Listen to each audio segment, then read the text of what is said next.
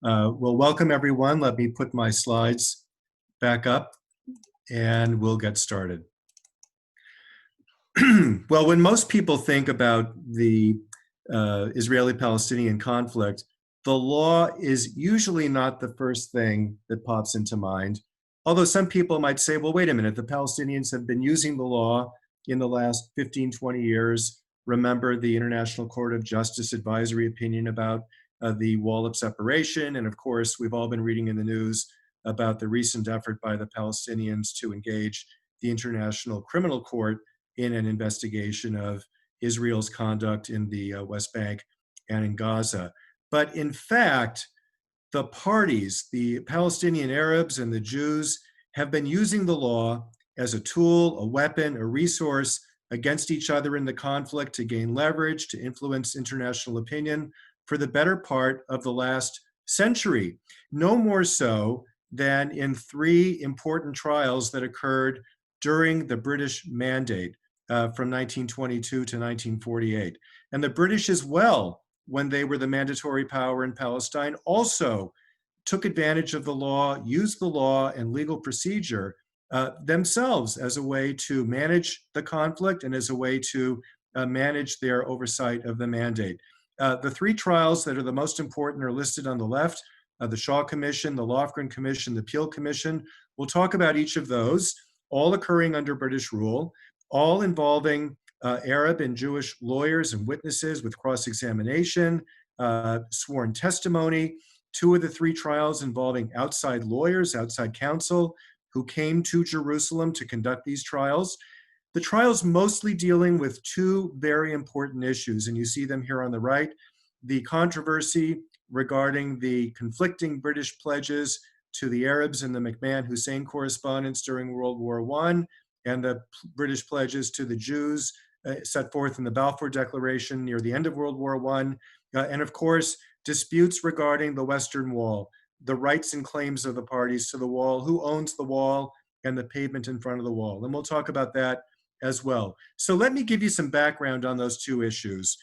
First, the interplay between the McMahon-Hussein correspondence and the Balfour Declaration.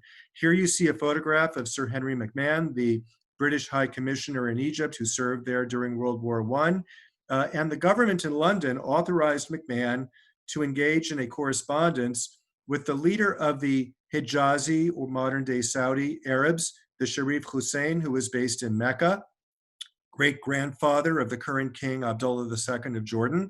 And in 1915 and 1916, acting under instructions from London, McMahon engaged in a correspondence with Hussein, the purpose of which was quite simple. World War I was raging in Europe. Britain wanted to entice the Arabs under Ottoman rule to revolt, to rise up against the Turks, and to side with the British. And the key letter in that correspondence was a letter from October 19, which has been argued and debated and litigated for the last 105 years. Two key pieces of this letter. One, McMahon said that he was authorized by London to pledge independence to the Arabs in all of the Middle Eastern lands that had been part of the Ottoman Empire at the time that the war would end, with two exceptions. First, McMahon said that Britain was not at liberty, not free, to make any promises to the Arabs that would be detrimental to the interests of Britain's ally, France. And then secondly, excuse me, and this is the language that has been so much argued about and debated for the last 105 years, McMahon's letter said that certain portions of Syria lying to the west of the districts of Homs, Hama, Aleppo, Damascus, this north-south line I'm showing you here along the Hijazi Railway, that certain areas lying to the west of that line connecting those four cities cannot be said to be purely Arab and therefore are excluded from the promise of independence to the Arabs. And so the arguments have involved the interpretation of this somewhat ambiguous phrasing. The term districts was not a recognized political term in the Ottoman administrative system. So what did McMahon mean when he said districts of Damascus, Homs, Hama, and Aleppo. Did he mean those exact towns? Did he mean by using the word district to refer to the entire vilayet of Syria, meaning everything to the west, modern-day Israel, would be excluded from the promise of independence to the Arabs? Or, as Churchill would say later, and I'll show you that in a minute, did McMahon mean that the vilayet of Beirut, which covers Lebanon and the northern part of modern-day Israel, plus the Sanjak of Jerusalem, is that what McMahon meant to exclude from the promise of independence to the Arabs? Well, that has been argued and debated about for the last 105 years, as well as arguments and debates about the 67 words of the Balfour Declaration. Foreign Secretary Balfour, writing to Lord Walter Rothschild, you all know about this, the famous declaration, November 2nd, 1917, in which His Majesty's government viewed with favor the establishment in Palestine of a national home for the Jewish people, and at the same time making clear that that would be done without prejudice to the civil and religious rights of the existing non-Jewish communities in Palestine. What does national home mean? A state, a cultural center? What does in Palestine mean? All of Palestine? Part of Palestine? These 67 words have also been litigated over for a very long time. Well, when the war ended and the parties came to Versailles to negotiate the treaty and to establish the Covenant of the League of Nations, which is the first part of the Treaty of Versailles, they included these two articles, 22 and 20, which became very, very important elements of the Arab legal case. Why? Because 22 says that certain communities formerly belonging to the Turkish Empire will eventually obtain their independence. And the Palestinian Arabs said, well, we, the Palestinians, used to be a community belonging to the Turkish Empire, and so that meant that we are being promised independence by the League of Nations. And Article 20 abrogates all prior inconsistent obligations, which the Palestinian Arabs have been arguing for the last 100 years, means that the Balfour Declaration, which made promises to the Jews, inconsistent with the Article 22 pledge to the Arabs, therefore the Balfour Declaration, by operation of Article 20, was abrogated. That was the lead Arab argument for many, many years and continues to be seen in Arab legal scholarship to this day. Well, here's a photograph of Faisal, the future king of Iraq, one of the two sons of the Sharif Hussein, who I showed you earlier. The other son was Abdullah, who became the first king of Jordan. Faisal became first king of Iraq. You see him here in January of 1919 with Chaim Weizmann, the leader of the Zionist executive, later the Jewish Agency. And they signed an agreement in January 1919 in which Faisal basically said, we Arabs have no problem with Zionist aspirations in Palestine, in exchange for which Weizmann said that the Jews would provide economic assistance and development technology to the local Arab population. Well, it wasn't long after the victorious powers, and you had a seminar on this recently, the victorious Allied powers in World War I, gathered in San Remo, Italy in April of 1920, and set forth the boundaries for the future Palestine mandate, which would be granted to Britain a couple of years later. And you can see here, Palestine was defined at San Remo to include all of modern-day Israel, the West Bank, Gaza, and the entire future state of Jordan. All of this was Palestine as of 1920 at San Remo.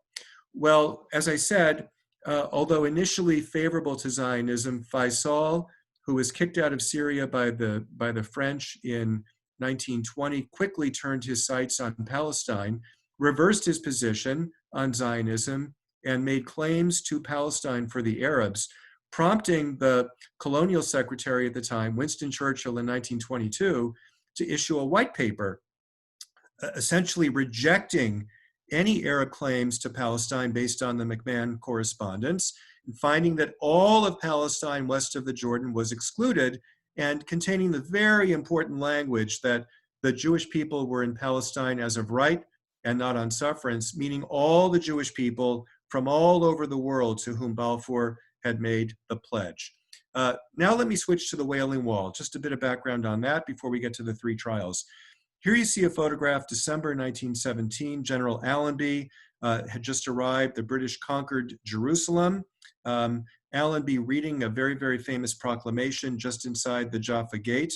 And 5 years later, when the League of Nations issued the mandate for Palestine, the mandate contained a very, very important concept that Allenby had first announced in his proclamation, namely the concept of the status quo, the most important legal principle governing the holy sites in Palestine, including, most importantly, the Wailing Wall or the Western Wall. I'm using the terms interchangeably for purposes of this talk. Allenby pledging that the existing rights and customs and practices of the three main religions would be maintained, not changed. And that carries over into Article 13 of the mandate, in which Britain is required to preserve existing rights and secure free access to the holy places. Well, the British administrators, initially the first High Commissioner, Sir Herbert Samuel, later Lord Plumer, later Sir John Chancellor, who we'll talk about, all took this obligation in the mandate very seriously and enforced it as a rule of law. The status quo as to the Wailing Wall was enforced as a legal principle. Here you see a photograph from the late 1920s, a group of Jews overlooking, this is the way the wall looked at that time. This area here of Moroccan homes owned by the Muslim Waqf had been constructed after the Muslim reconquest of Jerusalem in the 12th century. A Waqf established these homes built to house Moroccan pilgrims to the wall. Of course, this is the way it looks today. The entire plaza area opened after the Six-Day War. But back then, these are the Moroccan homes I showed you, and the pavement in front of the wall was a very, very narrow strip where the Jews would come to pray. By the way, the Grand Mufti, Haj Amin al-Husseini, lived up here. I'm showing you. This was his window overlooking the pavement. And the Turks would allow the Jews access to this narrow area of pavement to pray. And this is the Moroccan area. I'm showing you the Moghrabi area on the right. Well, here's a photograph from 1865. You can see the Jews, by the way, men and women together, no screen, no separation. Notice the dirt area here where the paving stones have come apart. I'll talk about that more in a minute. But Jews were allowed under Turkish rule to approach the wall to pray, but they were not allowed in ordinary cases to bring chairs or benches. This was a special service in 1910. The Jews later submitted this photograph in evidence to try to prove that they had been allowed to bring chairs and stools and benches to the wall during Turkish times. Note, by the way, the Hebrew writing on the lower stones of the wall, no longer there as of the 1930s. Here you see a photograph on Yom Kippur in the 1920s when the Jews would come, obviously, in great numbers to the wall. And occasionally in the 1920s, there had been some tension at the wall when Jews would want to blow the shofar at Yom Kippur or would want to bring the Torah during Shabbat. And on Yom Kippur, 1928, something very important happened. A visiting rabbi from Poland wanted to put up a temporary screen, a mechitza in Hebrew, to divide the women from the men. And the Arabs complained to the British officials. Remember, the British enforced the status quo as a rule of law. So the Arabs said, look, the Jews were not allowed to bring screens under Turkish rule. Therefore, you should ban them from bringing a screen today under Article 13 of the mandate, because if the Jews bring a screen, the next thing you know, they're going to bring chairs and benches, and they're going to bring and blow their shofar, and the next thing you know, they're going to be rebuilding their third temple on the Haram al-Sharif, the Har HaBayit, as we call it. And the British, of course, took this very seriously. And here you see the Deputy District Commissioner, Edward Keith Roach, who in 1928, when he received that complaint from the Arabs, ordered the British police, an officer named Duff, to go to the wall on Yom Kippur morning and drag the screen away from the Jews. Here you see the number 2 in the British administration in Palestine, Sir Harry Luke, the chief secretary, who wrote in his diary about the incident that occurred at the wall, the screen having to be removed by the police, and then writing in his diary in a different color ink, perhaps a few days later, saying that Keith Roach told me that nothing more would come of it. Well, Keith Roach could not have been more incorrect, because the screen incident at the wall in 1928 provoked a huge worldwide outcry, and the British government felt compelled through the colonial secretary to issue another white paper reinforcing its commitment to the status quo and saying that the Jews should not have brought a screen to the wall. But the British government still was concerned about its legal position, and so it asked its two top law officers, the Solicitor General and the Attorney General, to issue a legal opinion, which was done in February of the next year, 1929, in which the law officers found that the Western Wall was not purely Muslim, but the Jews had no right to encroach on the rights of the Muslim legal owners by bringing that screen. And here you see the signatures of the Attorney General, Sir Thomas Inskip, and the Solicitor General, Frank Boyd Merriman. Remember his name because we're going to come back to him in a minute. Well, tensions at the wall heightened dramatically during the year 1929, culminating in terrible riots in August of 1929. August 15th was the fast day Tisha B'Av. A young group of Beitar Jews came from Tel Aviv and sang the Hatikvah, unfurled a flag, made a speech at the wall. The Arabs mounted a counter demonstration the next day, the 16th of August, which was the birthday of the Prophet Muhammad. There were terrible riots a few days later in Jerusalem. Here you see a very disturbing picture of those riots, culminating in the terrible massacre in Hebron on August 24, 1929. The headline at the right from an American newspaper tells the story. On the left, you see a synagogue that was completely sacked.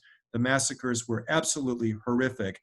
And here is Sir Harry Luke again, the chief secretary in the government, writing in his diary that in addition to the newspaper report that he pasted in from the Times showing some of the horrific violence that perpetrated by the Arabs against the Jews in Hebron, imagine this.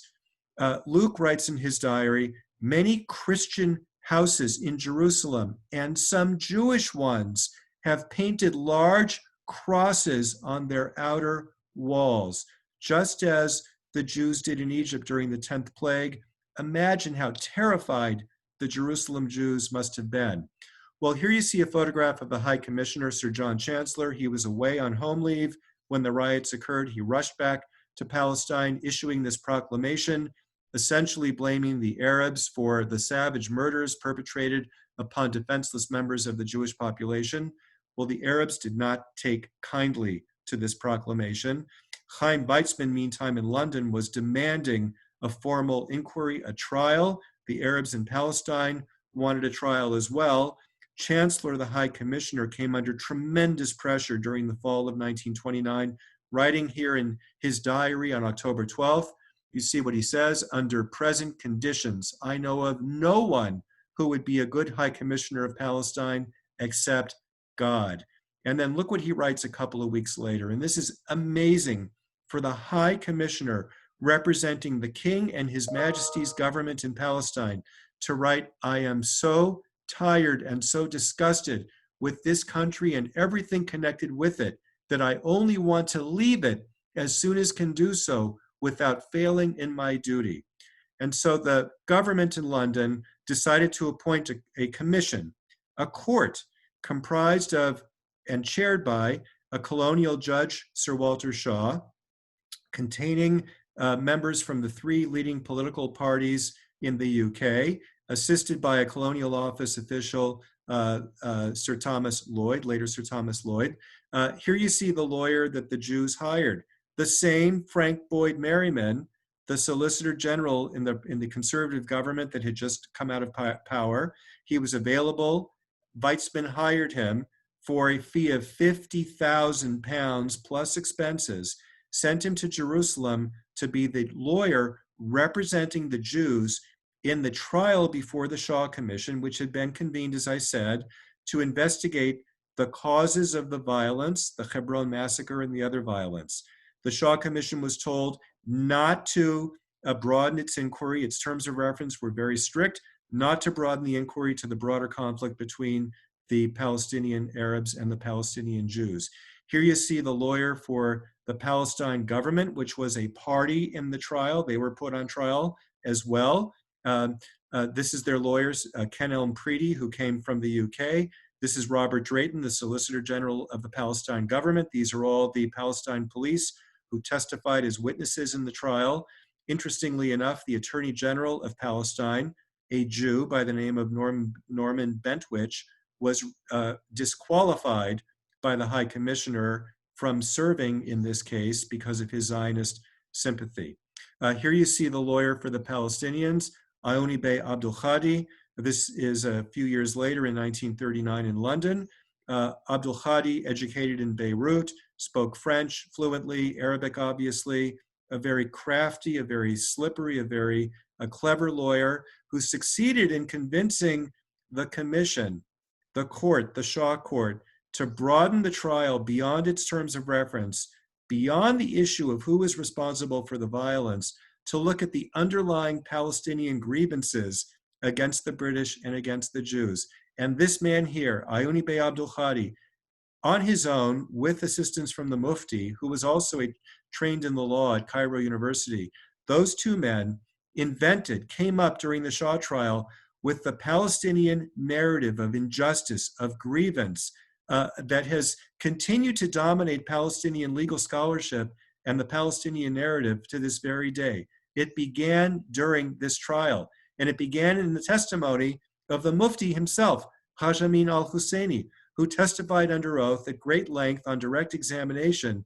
about the Palestinian grievances, about how the Jews were going to use the Wailing Wall as a way to take over the Temple Mount, about the fact that McMahon had made promises to Hussein in 1915 that the British were not obeying, and the British stabbed the Palestinians in the back when they issued the Balfour Declaration. And so you would think that Sir Boyd Merriman, this fantastic former Solicitor General from the UK, would destroy the Mufti on cross-examination, but he didn't.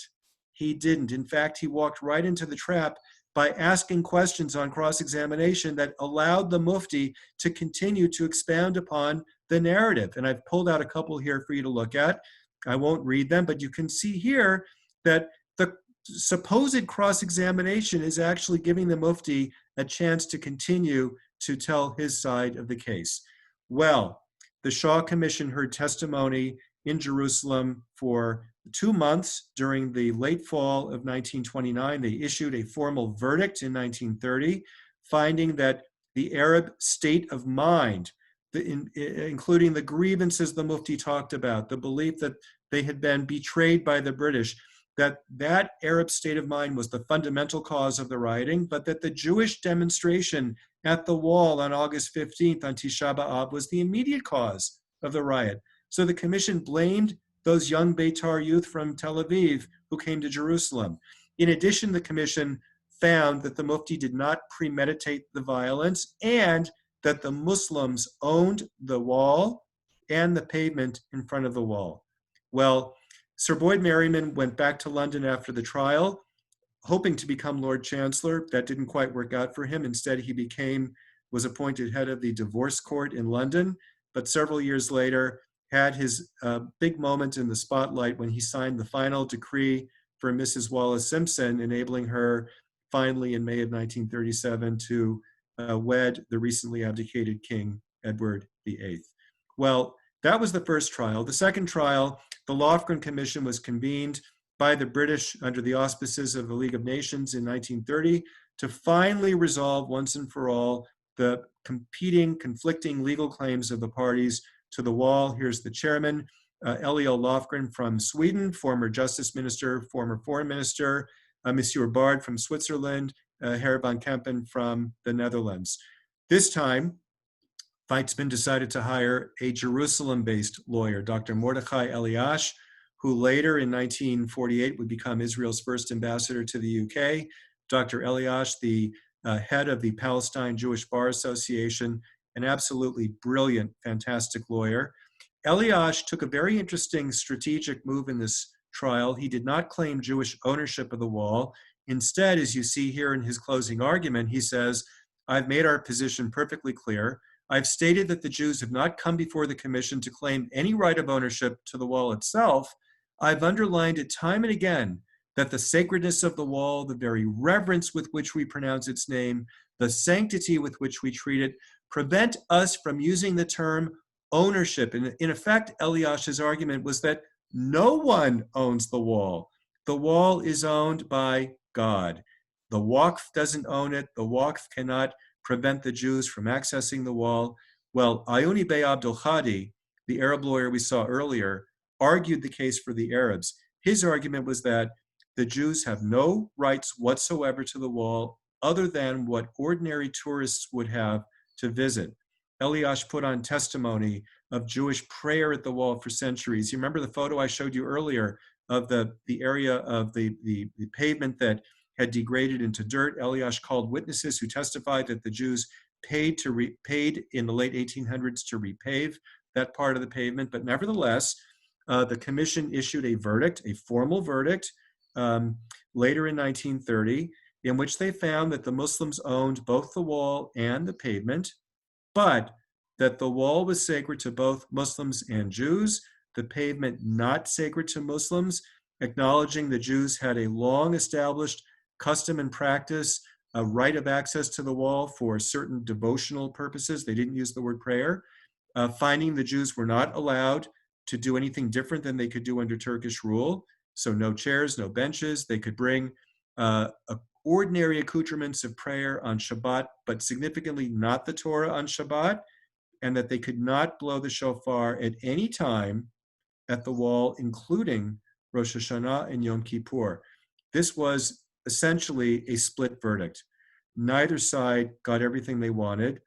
Neither side was happy with the outcome, but interestingly enough, there was no further trouble at the wall for the rest of the mandate period. And so in a sense, the Lofgren Commission, the trial and the verdict achieved some measure of calm at the wall. The third and final trial I wrote about in my book was the Peel Commission, the Palestine Royal Commission, sent in 1936 after the outbreak of the Arab Revolt, a very, very distinguished commission sent by the king to this time conduct a thorough searching inquiry of all aspects of Britain's implementation of the mandate, the grievances of the parties. The commission conducted months of hearings, taking testimony both in public and in camera, in secret. There were no outside lawyers, but witnesses were sworn. The members of the commission very vigorously cross-examined the witnesses.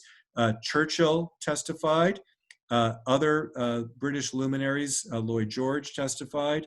Many Jews testified, Ben Gurion, Golda Meir, others. The most important witness, though, was Chaim Weizmann. Weizmann did not testify in the first two trials. He testified 4 times before the Peel Commission, once a couple times in public and 2 or 3 times in secret. And here you see Weizmann exiting his car. Many of you will recognize this is the King David Street, the King David Hotel on one side. Weizmann exiting the car in January of 1938, a cold morning, to enter the YMCA building where the Peel Commission held its hearings. And this was a secret session, closed to the public. And this was the moment. This was the moment in the entire history of the Israeli-Palestinian conflict when the two-state solution was floated for the first time. Professor Copeland, one of the members of the commission, asking Weizmann in this secret session, wouldn't it be fair to split Palestine into 2 halves, one being an independent Jewish state, the rest of Palestine included with Jordan as an Arab state? And Weizmann, who had no idea, Weizmann was usually very careful to meet with his interlocutors in advance so that he knew what he would be asked. He had no idea that he was going to be asked this question. Later, he wrote a letter to Albert Einstein saying that he really did not know that this would be sprung on him like this. Weizmann very cleverly saying, permit me not to give an answer now. And Weizmann, as he thought about it in his letter to Einstein months later, said, actually, I didn't really like the idea at first, but the idea of immediate statehood, even in a smaller chunk of land, and this was the area that the Peel Commission was offering, this green area here, not a lot of land for the Jews, but Weizmann said, even if it's only this, if it's statehood, we'll take it. And of course, here you see on the right, the eventual boundaries of Israel at the conclusion of the War of Independence.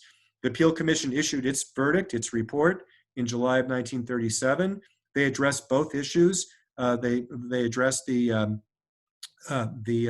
mandate as well as the promises that the Arabs claim were made in the McMahon-Hussein correspondence, the Peel Commission finding that the British government should have done a better job of making clear to the Arabs what they were promising in those letters from McMahon to Hussein. Well, a couple of weeks later, July 23rd, McMahon, who was still alive, decided to come out publicly for the first time. He had never spoken before about his correspondence with Hussein. He came out publicly and said, look, I never intended in my letter to the Sharif to promise any part of Palestine to the Arabs. And he said, I feel it my duty to state, and I do so definitely and emphatically, that it was not intended by me in giving this pledge to Hussein to include Palestine in the area in which Arab independence was promised.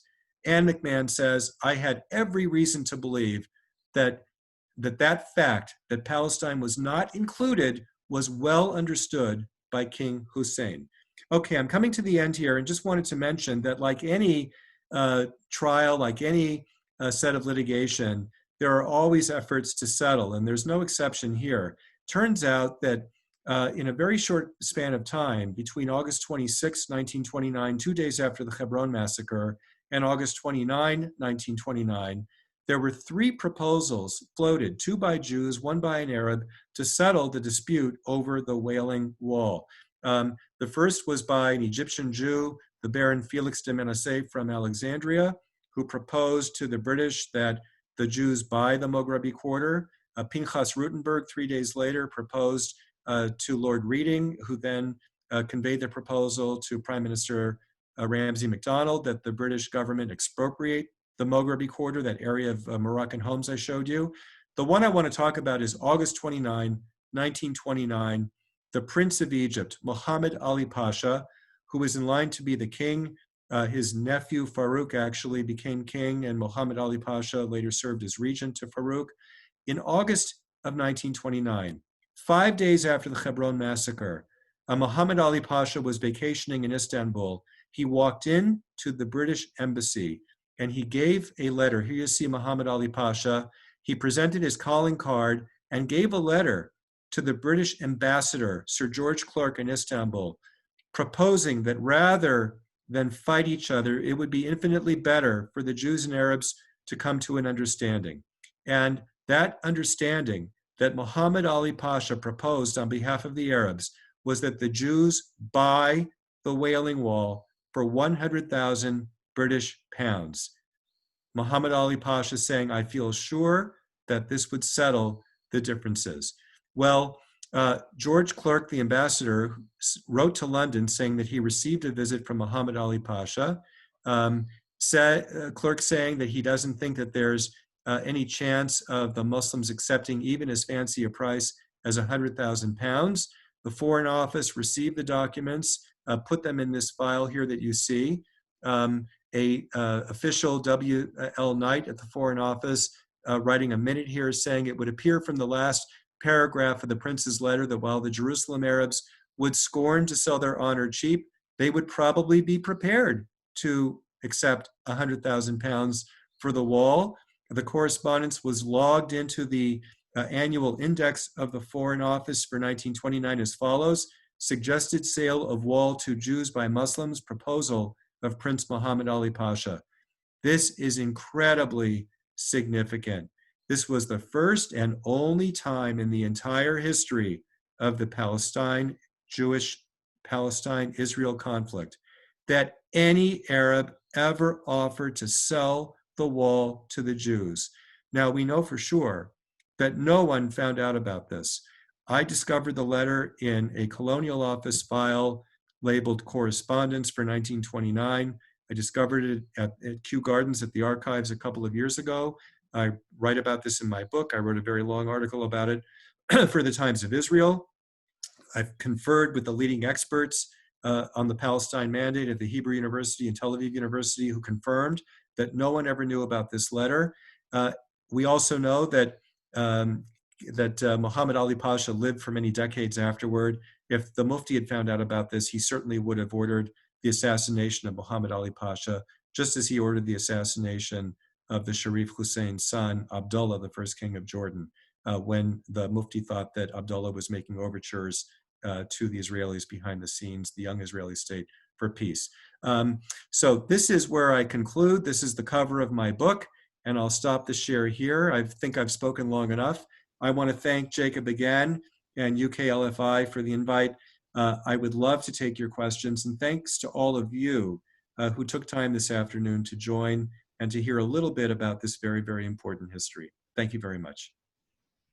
Steve, thank you for an absolutely fascinating presentation and for sharing your analysis and also this incredible new information which you've just mentioned. Just a reminder to everyone, and perhaps for some people who joined since my initial points, if you have questions, please feel free to type them at any time in the Q&A box at the bottom of your screen. I'll kick off with a couple of questions of my own. You've spoken about 3 trials, and normally when one thinks of a trial, it leads to a binding judicial determination of disputed facts and law. And yet here we had 3 trials, at least 2 of which seem to deal with fairly similar topics. Could you tell us a bit about the legal consequences, if any, of these trials and why we ended up having 3 of them? Definitely. Let me use as an example the second trial, the Lofgren Commission, which was appointed by the British government, no British members, but appointed by the British government under the auspices of the League of Nations, Article 14 of the mandate. The commission, at the very first hearing in the trial, Chairman Lofgren announced that this would be, in fact, a judicial proceeding, tried under the rules of procedure that were customary for British trials, which he was familiar with, even though he was from Sweden. And he said, we are going to render a verdict. We're going to render a verdict that will be legally binding with respect to ownership of the wall and ownership of the pavement. Mordechai Eliash, the Jewish lawyer, and Aouni Bey Abdul Khadi both accepted that, although Abdul Khadi, with the reservation that only a Sharia court could issue a legally binding verdict as to the status of Waqf property, namely the wall. And that was one of the reasons why Eliash took this position in the trial, that no one owned the wall. Okay, so we have a trial. We have a month of testimony in June and July of 1930, sworn testimony, many, many witnesses. By the way, there's only one existing copy of the transcript in the world, and it happens to reside at King's College in London. That's where I found it. Very, very interesting. A typescript, not even printed. And when the verdict was rendered, as I showed earlier on that one slide, the commission, on behalf of the League of Nations, said the Waqf, the Muslim authorities own the wall and they own the pavement. Now, after the Six-Day War, when the Jews captured the old city, they captured the wall, they bulldozed the Maghrebi quarter, a group of Arab jurists met in Algiers, and they dusted off the Lofgren Commission verdict from 37 years earlier and issued a very, very scholarly Arab legal pamphlet saying, hey, wait a minute. The Lofgren Commission issued a verdict that said the wall belongs to us, Muslims, and it still does. The war changes nothing. And even today, you can see Palestinian legal scholars arguing that the Lofgren Commission verdict of 1930 is still binding law as to ownership of the wall and the pavement. Just one example, Jacob. Well, we're getting a lot of questions in, which is fantastic. And so in order to try to get through these, I'm going to turn to these straight away. One of the central figures who you've mentioned is the lawyer Aouni Bey, whose interventions on behalf of the Arab or Palestinian cause were a thorn in the side of the Zionists. And one of the things which he is reported to have said to the Peel Commission is that there's no such country as Palestine. And earlier in your book, you talk about how Aouni Bey had said in a previous dispute that Palestine ought to be described as southern Syria. And one of the questioners has made this point that at least for a certain part of the period, the Arabs did not like the term Palestine or Palestinians at all. So could you tell us a bit about the Arab attitudes to Palestinian nationalism? At what point did this idea emerge, and did Palestinian or Arab views change during these three trials? It's a great question. Fantastic question. Remember I showed you the photograph of Faisal and Weizmann. Well, Faisal was his father's representative, was the Sharif Hussein's representative at the Versailles conference. And Ioni Bey was his legal advisor. He was there at Versailles with Faisal. And they took the position at Versailles that there was no such place as Palestine, that Palestine was, in fact, a part of southern Syria. Then a few years later, Ioni Bey represented a client in a lawsuit regarding the identification of Palestine on postage stamps. He litigated this case, and in his arguments to the court, this is now under British rule, Ioni Bey continued to argue that there was no such political entity as Palestine. There was no such place. And as you said, Ioni Bey continued to make the argument during the 1930s and through his testimony in the Peel Commission. George Antonius, the very famous Christian Arab who wrote in 1938 the seminal book, The Arab Awakening, also argued that there was no such place as Palestine. It really was not until Faisal was kicked out of Syria in the early 1920s by the French, and that the British themselves appointed Haj Amin al-Husseini as the Grand Mufti. He was actually an employee of the Palestine government. When they appointed him as the leader of the Arabs in the now mandated area of Palestine, the Mufti was the one who really invented Palestinian Arab nationalism, but it was not the majority view by any stretch of the Palestinians at the time. And we begin to see the emergence of Palestinian nationalism, a Palestinian nationalist narrative in the 1920s and the 1930s, especially with the outbreak of the Arab Revolt in 1936 through 1939. And then, of course, at the London conferences in February and March of 1939, which I'm writing about, by the way, in my next book, you begin to see a real push from a legal perspective by the Palestinians, culminating in the issuance of the White Paper in May of 1939, May 17, 1939, in which the British government, unfortunately, and probably due to the exigencies of the coming war and the Nazi threat, the British government completely capitulates and caps Jewish immigration at 75,000 total for the next 5 years, and pledges to stand up a majority-ruled Palestinian state within 10 years. By far the best offer ever made by anyone to the Palestinians in this century-long conflict. Thank you for the question. We've got a couple of questions on the wording of the McMahon-Hussein correspondence, and I'll combine them together.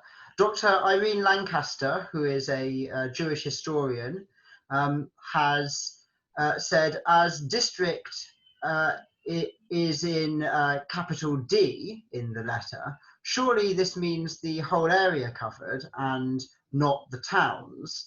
And we have another questioner who has asked, why didn't McMahon just exclude land to the west of Syria to make it clear that Israel was to be excluded from Arab control? Yep. So both great questions again. I should have mentioned, and the questions really prompt me to make sure to do this, the correspondence was conducted in Arabic. So Gilbert Clayton, later general, who served on the staff of McMahon, wrote the first drafts of McMahon's side of the correspondence in English, and then McMahon's letters were translated into Arabic for transmission to the Sharif. So there's no capitalization issue that we would be, I don't speak Arabic, but I believe there would be no issue of capitalization. The word district is ambiguous because there was no such thing as a district in the Ottoman administrative system. You had vilayets and sanjaks, a vilayet connoting a very large geographic area, sanjak something smaller, maybe more akin to a county.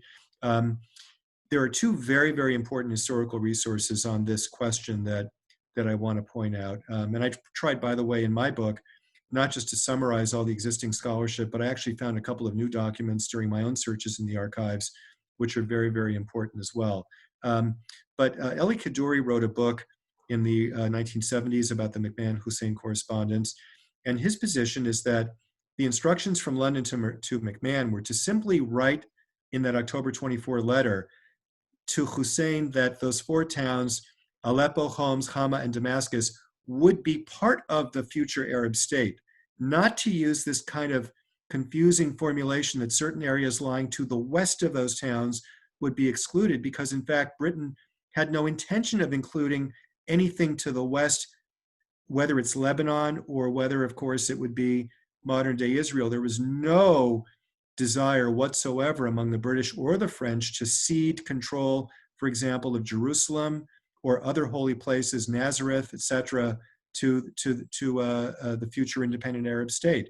And so there was simply a misunderstanding, Kaddouri claims, on the part of McMahon. Another very important document was a 75-page memo written by a Foreign Office official, a low-ranking official named Child in 1930, who took a very deep dive into the correspondence. And he makes a very important point, concluding that the first exception, the exception that says we, the British, are not going to do anything here that is detrimental to the interests of France, that alone, forget the language about the four towns and areas lying to the west, the exclusion of areas where France had an interest was on its own, by itself, enough to exclude all of Palestine and all of modern day Lebanon from the pledge. So great question. I could talk about this for hours, but those are really important questions. Thank you. One of the striking things that comes out of your quotations in the book from the testimony before the commissions, in particular the Peel Commission, is how reticent some of the Jewish leaders, in particular Weitzman, was about saying that there was an aspiration to have a Jewish state, even when he was asked directly about this by the commissioners. He said things along the lines of perhaps not a state, or maybe a state in some years' time, but right now all that we're saying is that there should be a Jewish homeland. And we have a questioner who has pointed this out and said that Ben-Gurion, I don't know if this is correct, but the questioner has said that Ben-Gurion was furious with Weitzman for what he said to the Peel Commission about this not being the time to have a Jewish state. And the questioner asks, is it the case that Ben-Gurion initially didn't want to appear before the commission, but did so in order to offer a different view, to rebut Weitzman's testimony? No, I don't think that's correct. I think it's correct as to Jabotinsky, who testified before the commission. He was the last witness they heard. He testified in London because he was banned from Palestine. And he was a much more effective counterweight to Weitzman than was Ben-Gurion. And I do commend to any of you, Jabotinsky's opening statement in his testimony is one of the most brilliant pieces of Zionist philosophy and Zionist thought that I've ever read. It's absolutely amazing. Ben-Gurion did get very mad at Weitzman a couple of years later during the London conferences when Weitzman did not push hard enough for statehood. That's absolutely true. Ben-Gurion especially was really angry at Weitzman for what Ben-Gurion thought was trying to cozy up too much to the colonial secretary at the time, Malcolm MacDonald, the son of Ramsay MacDonald. And Ben-Gurion discusses that in a letter that he wrote to his wife, Paula, one of the letters published in the book of correspondence between Ben-Gurion and Paula. I do want to mention that in the secret testimony before the Peel Commission, which is where you began, Jacob, Churchill was very bullish on a Jewish state, very pro-Zionist, very bullish on Jewish statehood, not because he loved the Jews, but because he felt it was in Britain's interest. At the same time, in his secret testimony, Churchill just unloaded on the Palestinian Arabs. At one point, Lord Peel asks, well, didn't the Palestinians join the revolt against the Turks and fight with the British? And Churchill said, no, the Hijazi Arabs, yes, but the Palestinian Arabs were shooting at British soldiers even after the revolt began.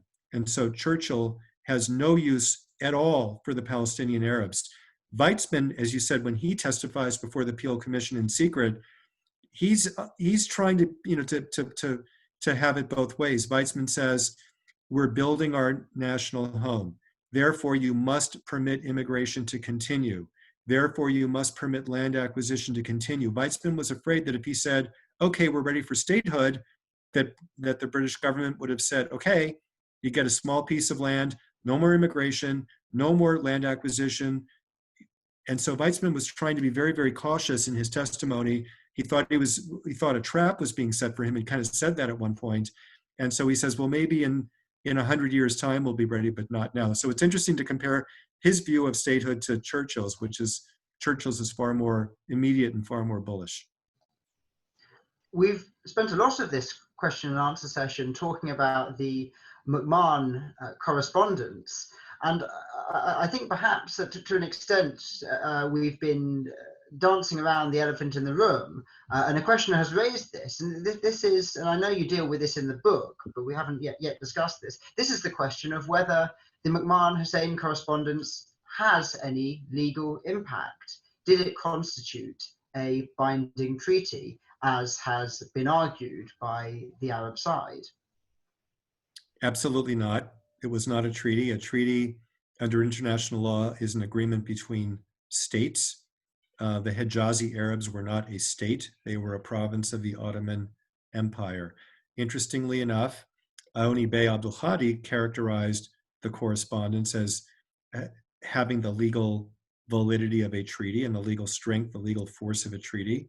And the Mufti himself, over and over and over again in his testimony before the Shaw Commission, he didn't testify before the Lofgren Commission, but he testified again at length before the Peel Commission, the Royal Commission.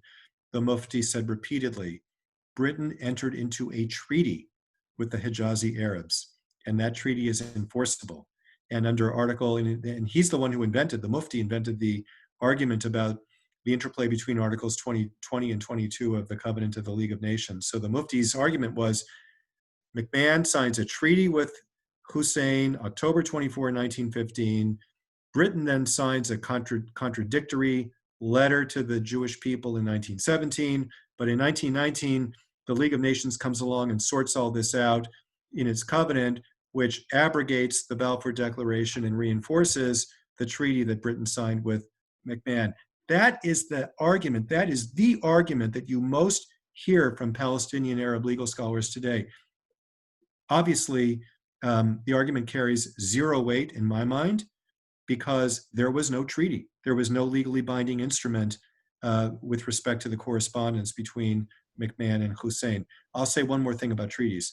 I showed you the photograph of Weizmann and Faisal in January of 1919, and I mentioned that they signed a document.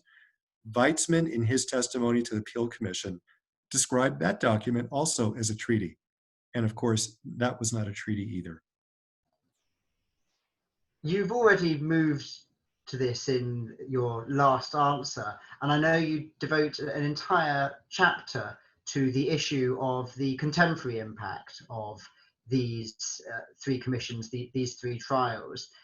Could you tell us a little bit more about what the impact of these trials is on matters going on today, and why they remain important in your view? Sure. So I would say a couple of things. First of all, one obvious issue is we had three trials between the parties, fully litigated in the late 1920s and 1930s. Did those trials do anything to help resolve the conflict? And is there anything that we can learn today? Should we try to convene a tribunal? Maybe we have three judges from countries who have no interest in the conflict whatsoever. I can't imagine who those countries would be. Maybe South Korea and I don't know, Guatemala. Who knows? But should we have a sort of a mini trial on a couple of more discrete issues, not the refugee issue or not the final status of Jerusalem, but maybe on some issues like water rights and some of those things? Use the Lofgren Commission, for example, as a model, which rendered a split verdict. The members of that commission were not from Britain. They were from neutral countries who had no interest in the conflict. I personally think the lesson is that we'll never be able to litigate our way to peace. We lawyers have an important role to play in drafting documents and maybe if there is peace in contractualizing business relations between Israel and the Arab world, but I don't think that litigation is the right, or arbitration is the right model to achieve a settlement, especially with the international community so terribly biased against Israel today. Interestingly enough, in the 1930s, the League of Nations Permanent Mandates Commission and the Council of the League were much more sympathetic to Zionism, far more than the UN is today. The UN is the exact opposite. That's the first point. The second point I would say is that it is important for us to understand that many of the arguments that we hear in the conflict today from the Palestinian Arab side did not just sort of crop up in the last 15, 20 years. They're the exact same arguments that Ioni Bey was making in the 1920s and 30s, that the Mufti was making in the 1920s and 1930s. And what does that mean? What does that mean? I think it means that we need to have all of this in context. We can't, I think, as Jewish lawyers, feel guilty about the victory in the Six-Day War and feel guilty about the occupation and the narrative that has begun since then. And by the way, I'm not here arguing for annexation. I'm not here arguing against annexation. I'm simply saying that we need to be cognizant of the fact that the Arab legal narrative that we hear today is not new. It's not post-1967. It began 90 years ago in these trials and has really maintained a remarkably consistent a thread ever since. Well, Steve, thank you so much for your incredibly enlightening talk and also your answers to these searching questions. Unfortunately, that is all we have time for. Thank you. And apologies to those whose questions we were unable to reach. They can be emailed in to office@uklficharity.com, and we will forward these to Steve. Thank you also to everyone in the audience for participating, and we very much hope you've found it as interesting as I certainly have. And do feel free to leave additional comments in the chat section, which will be left open for a few minutes after we close. Steve's book is available from the Routledge website or on Amazon.